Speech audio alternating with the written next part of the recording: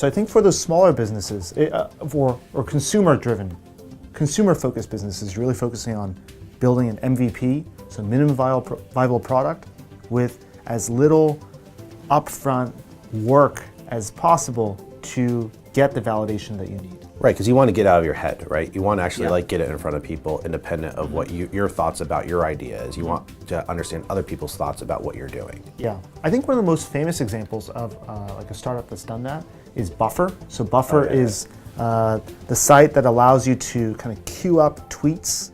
So you put them in your queue, you can send them out at a set frequency in the future. Sure. And so they started because they had they put up a landing page, and they said, here's what we do, here's our product, and they had a button to plans and pricing. Right. And when people clicked on the plans and pricing button, you came to a page that said, sorry, you caught us before we're ready. Right. And the whole point of the test was they hadn't actually built out the product yet. They wanted to see, would people click on the button? Right. And when they found out, oh, people are actually clicking on the button, they went and made an adjustment. They didn't go and build it right away. They then changed the plans and pricing page to, instead of say, you caught us before we're ready, they said, we have 3 plans. Right. We have the free plan, $5 per month and $20 per month. And they looked at which ones people clicked. And only when they saw that some people were clicking the $5 or $20 plans did they say, okay, I think we have something here. Let's go ahead and build the product.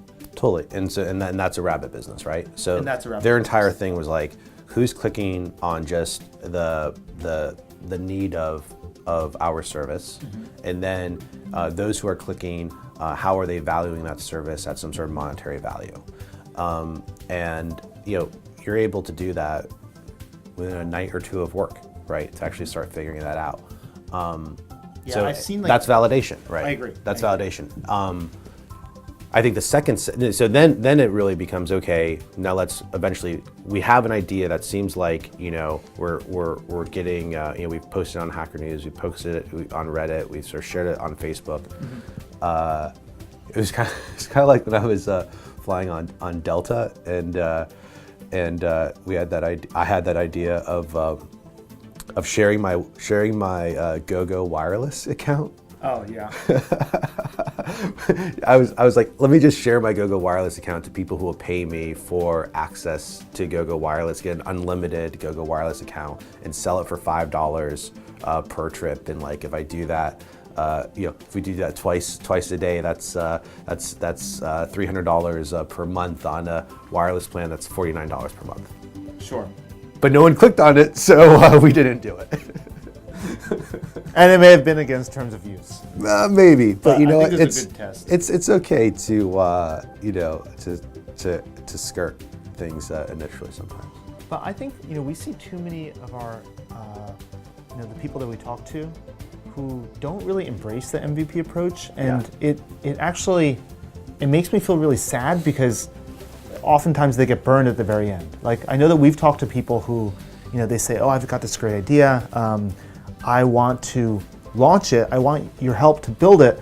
And we're like, well, what do you want? And they say, well, we want to have a web application. So a website that looks good on desktop and looks good on mobile, but I also want a native iOS app that we download from the App Store and a native Android app that's downloaded from the App Store. And it's like, well, is this all necessary? Like, have you validated your idea? And if not, why can't you just have a web application first, see if people like the idea, and if they really like it, and you think that you can add a lot more value by having a native mobile app, then go ahead and do that.